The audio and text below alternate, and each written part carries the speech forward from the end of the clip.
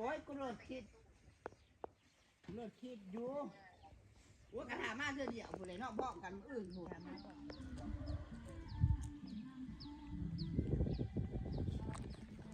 สบายดีเด้อพี่น้องสบายดีเบิดสุขสุขคนนะ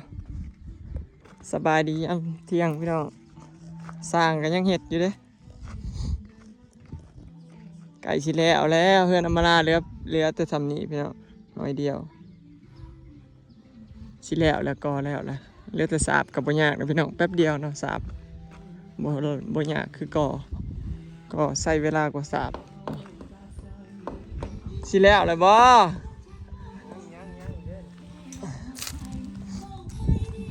แพงนี่ได้สะเห็ด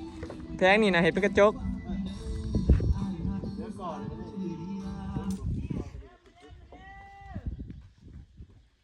แล้วพี่น้อง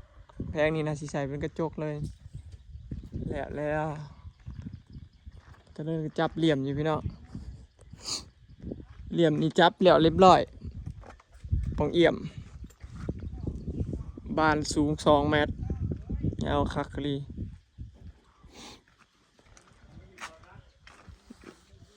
เหลืออีกเราจับเหลี่ยมตั้งแต่ว่านนี่พี่น้องปองนี่นะ2 มือตัวเหลี่ยม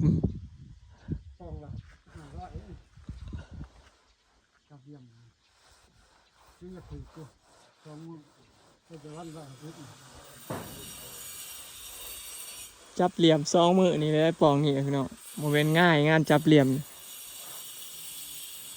สิจับเหลี่ยมให้ได้สากได้มุมได้ใส่กระจกอะไร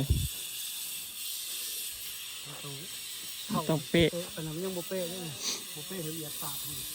เวียดเขาโบเป๊ะกับเวียดแล้วปาดสั่งกระจกมากหินเจียปาดเลย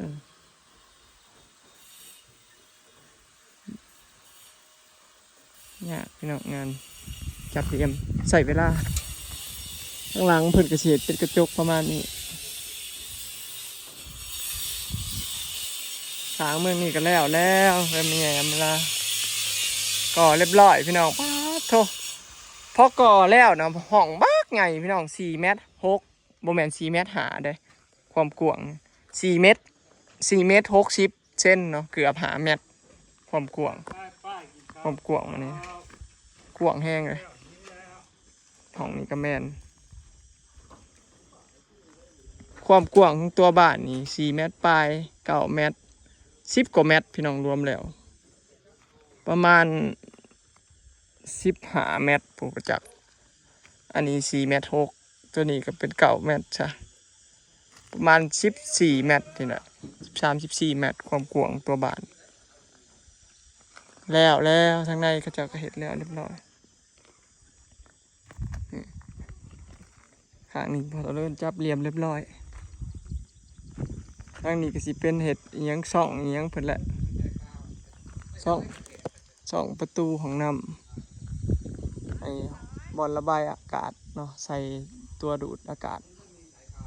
ประมาณนี้เพื่อนบ่มีใช้ค่านี่ก็บ่สุดบ่ได้เด้นี่เห็นบ่พี่น้องต้องแปะปูนขักแหน่ได้เนี่ยเขาเลยนำไหลเขาเลยผลศาสตร์เขาเลยเนี่ยต้องเห็ดแบบละเอียดดีๆเพราะเพื่อนบ่มีใช้ค่าผลมันศาสตร์เขาผลมันศาสตร์เข้าไปในยามมันเขาได้พี่น้องต้องแปะปูนให้มันเรียบติดเล็กเลยนะจังสิบ่เขาระวังแต่เรื่องนั่นแหละ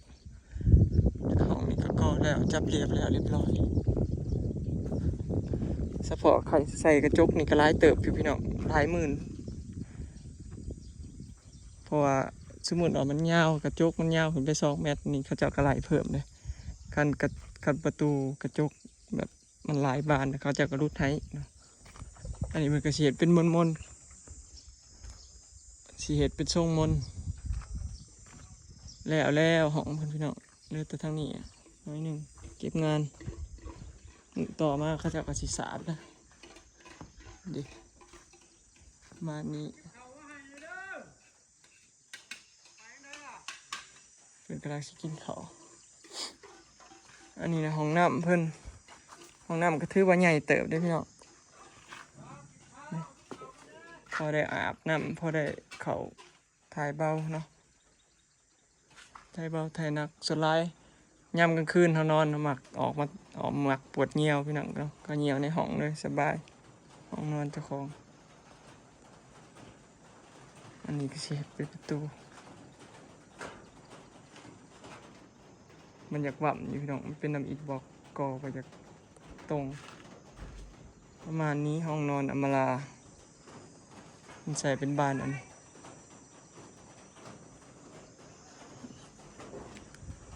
ประมาณนี้จ้าโอ้ยฮักกะไทยหน้าแล้วพี่น้องขาดแล้วแล้วก็ไทยอันน่ะให้พลมีไทยให้อันพักบ่งเพิ่นไทยกบซื่อๆประมาณนี้เนาะ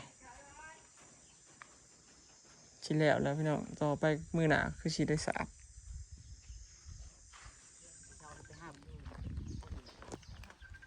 มาเที่ยงพี่น้องถ้าเกิดกินเขาวกันแล้วนั่งพักผ่อนบัดนี้ โอ้ยนมัสการไม่ชี นึกว่ายาคูอุดมไข่ได้โต ฮะ ครับเนี่ยครูอ่ะ มาหาบไปหาบได้ไรเมื่อคืนไปไล่เข่ามอเป็นอะไรพ่อได้ไรพ่อวิญญาณพ่อพลังงานบางอย่างบอ นึกว่าไปน้ำ เจี๊ยบพี่น้อง ฮะ ยังอยู่ เมื่อจะชิเล่าให้ฟัง มาให้ที่เล่าให้ฟังพี่น้อง เพิ่นเข้าไปนะบ่ สิออกเลยปะ ไอ้เบิ้งมันพังเนี่ยจะถิ่มหา สิออกให้ไปหาบแต่เมื่อคืนนี่ให้ไปหาบเมื่อวานนี่ไปไม่ได้เพราะว่าวันศิลป์ในวันนี่ อืม บ่ไป กระย่างทุดงมาแล้ว บ้านนี้เพิ่นได้ไปนั่งผู้เดียวอยู่วันศิลป์เมื่อคืน นั่งอยู่ในบ่อนเจ้านั่งนะแบบเจ้านั่งนะ เพิ่นสินั่งอยู่มอเก้าแห้งโหดแม่นบ่ โอ้ยมอเขาก็เฮ็ดเรียกไปใหม่ฉลองไม่ใหม่โดยนี้ มอเก้าบ่ เออ อยู่ป่าชุดผูกไก่พุ่น ชุดหมู่ ค่อยลงพุ่นเนาะ จะจะบ่โหดเป็นได้ดอก บ่โหดไปได้ดอก ก็รอไม่ใหม่อ่ะ พี่ย่านชุบเจ้านั่นแหละ กำลัง โอ้โหนี่ล่ะ พี่เขาหลอดกองลูกรอดอยู่ข้างหน้ามึงยังแน่ตอนมึงมือตาขึ้นมาตอน บริ มึ หาง รใจ ตอนมึงย่างข่าวมึงยังแน่ เอานั้นจะว่าไปลากสุดอันไม่ใช่ของหวานอยู่จัก ตอนมึงเข้าไปนะมีหยังมึงมือตาเบิ่งน่ะ โอ้ยมีเบิดหัวกะโหลกก็มีโลกน่ะก็มี2อันพูดพูด มีโรงสอบอ่ะมึงนั่งพื้นหรือมึงนั่งเตียง น้ำพืช อ๋อนั่งพื้นคือกูจ้ะบางหม่องเขาก็นั่งโล่งเนาะบางตู้ไหม โลกน่ะก็3อัน กูน้อยนะ ตอนนั้นนึง เขานายโกรธ มี ล หัว ง กะโหลกหลอด เมื่อคืนเพิ่นวันศิลป์พอดีพี่น้องเพิ่นโดน คนจะทุกข์ เพิ่นลงพี่เลย ค เอา นแห้ เฮ็ ง ด บ่ เส้น มัน เพิ่น เนี้ย ฝนตกพร้อมเลยเนาะ ฝนแห้งบ่ เมื่อคืนฝนตกแห้งตกได้พร้อมเลยตอนลงไปปฏิบัติได้แม่นบ่ บ้านเฮาน่ะบ่ตกพี่น้องเขตปักซองไปน่ะตก มากับคนลงเลย ออกมาน่ะซ้ำสีเย็นแม่นบ่ลงไปนั่งคนเดียวซ้ำสีเย็นแม่นบ่ โอ้โหเย็นกันทั้งเย็นทั้งอันทั้งยาทั้งยา ขนาดบวชขนาดเข้าไปปฏิบัติไตรมื้อนี่ฮะ6มื้อนี่เนาะ นะก่อนคือ 6มื้อเลย กูจะเล่า บะ กูเมื่อก็กูจะเล่ามึงฟัง โอ้ยแล้วเดี๋ยวนี้นะเฮาก็อยากได้ยินเฮ้ บั ย ดนางพี่น้อง ไม่เกี่ยว นางไปเพ่งชื่อไปเข้ามอหลวงพี่ประจับลงไปเข้ามอ เจอ นี่ เจอยังไง อันแบบเขาบ่ค่อยมีสมาธินะนางบ่ค่อยมีสติก็เลยบ่ได้เอาลงพี่น้องนางเพิ่นก็ลง โอ้ยกูก็สิละกูก็มีแนวสิเล่าให้มึงฟังคือกันแต่มื้อนั้นขึ้นมาแล้วก็บ่ได้เล่าให้มึงฟังเลย กูหายใจก็บ่ได้อีนี่ กูแห้งนะตอนกูน่ะสะใบตองใส่กู2เสื้อแล้วก็เบียดกดกูเข้ามากดที่เฮาคุมตัวเฮาอะนะเออ เบียดกดกูเข้ามากูว่า อ้าวมาก็มาไผสิเฮียนกูกันความคิดในใจกูมาสิซอกกับบ่ทื่นพี่เนี่ยจักบาทเจ้าห้องว่าจักเนี่ยไปเพราะว่าเจ้าน้อยตาเขียวอยู่ครับ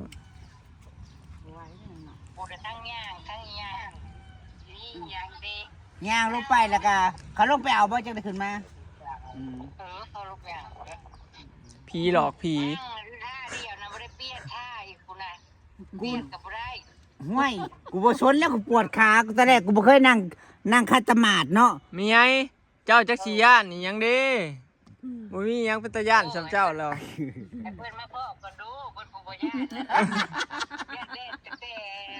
เอาเคาะลงพุ่น กูมาเสียวตอนหยังฮู้บ่ตอนปลุกผีขึ้นมานั่งน้ำเฮานั่น เออเติมนั่นแหละ อุ้ยเอิ้นมาจนเบิดจงลุกขึ้นมาเดี๋ยวนี้ตอนนี้มานั่งตอนนี้มื้อนี้บ่ได้ปลุกน่ะก็ได้ ใครอยู่บ่บ่เราบ่บอกมาขี่ข้ออีกนี่ ก็มีรอบหนึงเนาะที่บอกเอิ้นขึ้นมาแหละกูบ่เว้าตามเฮ้ยกูว่าบ่ต้องลุกขึ้นมากูว่า มาลูกพี่ล่ะต้องเว้าตาม กูอยากเว้าตามเนี่ยกูไม่อยากให้มันลุกขึ้นมาเลยเนาะย่าแน่งเลย เฮ็ดให้ย่านบ่ ลุกไปยังว่ามีหมู่มียังรถนั่งเลยยังหุ่นพุ่น บ่แม่นเว้าได้คนเฮาน่ะมันเป็นน้ำจิตเฮาเลยเฮาคิดว่ามีมันก็มีนะเฮาคิดว่าบ่มีก็บ่มีแม่น จิตปรุงแต่ง เฮาคิดว่ามีแล้วก็มีอยู่ซั่นแหละถ้าบ่คิดแล้วก็บ่มี อาจารย์ว่า บ่เห็นบ่เด็กหย่องเบิดคืนเขาแจ้งเขาบ่เห็นเขาว่าพ่อผีจักเทื่อ แกบัญชิน ได้ก็ได้ยังไม่เจ้ามาทำ คนย่านน่ะพ่ออยู่ซั่นแล้วยามใด เขาว่าคือกันกับปิ่งเขาพยานปิ่งไม่แทงมาเขาบอกว่า แม่น กูเบิ้งแล้วอันหลวงพี่คนนั้นจะเค็ดเช่นคือกัน เห็นบอกกูไปเพจซื้อก็เอากูไปเข้าหม้อเพิ่นสิว่ามันสิเก่งชำใดเพิ่นสิว่าประมาณนี้เด้กูสิย่านเดี๋ยวกูก็ว่าไผสิเห็นคือกันเนาะเขาคิดว่ากูมา โบท่าได้ไหม เขาไปเช็คในบ้านยังเรียกอันทุกทีอันนั้นแล้วสิเช็คบ้านเรียนสวนด้านเกิดหรือบ่เกิดเนี่ยกูนำบริเช็คเลยค่ะ จัดเข้าไปเลย เมซี่ แล้วก็ไปเลย เมซี่ซีเด้อสิซิกพากันซิกออกมาแล้วบ่ มีชีวิตออกมาเฉยเนาะ เพื่อนว่าเล็กสลองเล็กสลองนะปล่อยแห้งแล้วนอนบอก จัวน้อยมื้อน่ะได้ยังอยู่เป็นบ่จัวน้อยมาบวชใหม่น่ะ อยู่ว่านน้อยเลยยังไม่ทันได้อยู่โอ้ยคุณว่าเป็นยังกินไม่ได้รองานเกิดแล้วคุณว่าเป็นคนรอมานอนนะแม่ถ้าไปแค่นั้นอะไรนี่กูไม่ได้หายใจเลยจ้าว่าคนเต็มผู้เลยยังคอยกูได้ปนมันตกเนาะ สิซิกเบัดซองบ่นี่เจ็บสิมาแล้วบ่ซิกเบัดซองบ่เจเมซี่ซีน่ะสิอยู่ต่อบ่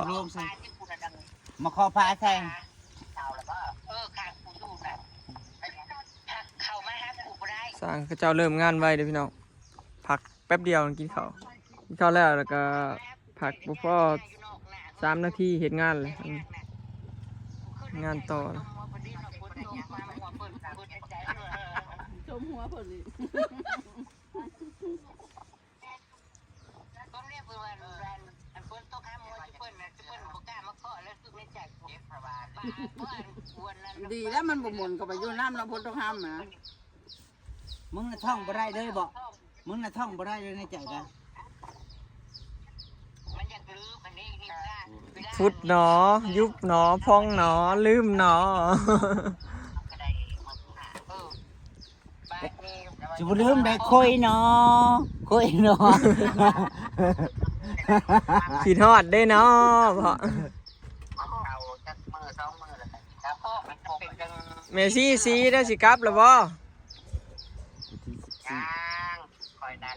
ขึ้นในรถพระธรรมแล้ว ผัวก็หนีปลาแล้ว ผัวเจ้าก็หนีปลาแล้วเมื่อยถ่า ตัวจะมีปลาแล้ว มาหา มันขึ้นมาแล้วได้นะ มาหาแม่เที่ยวก็บ่ซื้อให้เมื่ออัดลาดลงเมื่อบ้านแล้ว ได้พอไปทราบมันขึ้นมาแล้วตัวนี้นะได้พอ บ่ให้มันครบกำหนดก่อนใส่ บ่คุยนะ ครบกำหนดหยังนางสียังอยู่ได้มึงก็อยู่ได้สิปล่อยนางอยู่ผู้เดียวไปนํกันไปสิมาป่าเมา แล้วกันสิเมื่อกันอยู่ มื้อใด ทั้งยางเมื่อรถเลยมืด เบิ่งไปเอาเท่าเดียวซะนะ บ่นะจะเมื่อมันนี่กูลงทางมันนี่นะเอารถจักรนะมา บ่กูคาด สรุปสิซิกแล้วพี่น้องเจี๊ยบบ่แม่นสิซิกไปเปิดซาลอนบ่เขากลับบ่ นั่นสิบอกแล้วบอกกับพ่อกูแล้ว โอเคเนาะพี่น้องคลิปนี้ก็สิขอเก็บภาพบรรยากาศซามีเด้อเนาะพี่น้อง บอกกูแล้วมึงบ่ต้องมาเอามัน มากินข้าวนำอำมาลาพี่น้องแล้วก็ย่างมาซ้อมเมืองบ้านเพิ่นเนาะ ถามสิน่ะ พระเจ้าก็ว่าสิแล้วแหละเพิ่นน่ะเหลือน้อยเดียวพี่น้องมื้อนี้น่าสิแล้วเนาะมื้ออื่นน่าสิได้สาบเนาะคลิปนี้ก็สิจบไว้ซำนี้เด้อพี่น้องเนาะไปแล้ว สบายดี กูไม่ได้ตั้งใจไปเฮ้ย ไปบ่ตั้งใจไปมึงก็หันหน้าแล้วมึงก็ต้องโทษนะแต่ถามมึงก็มาเลยเว้ย มีเพื่อนอยู่งานกู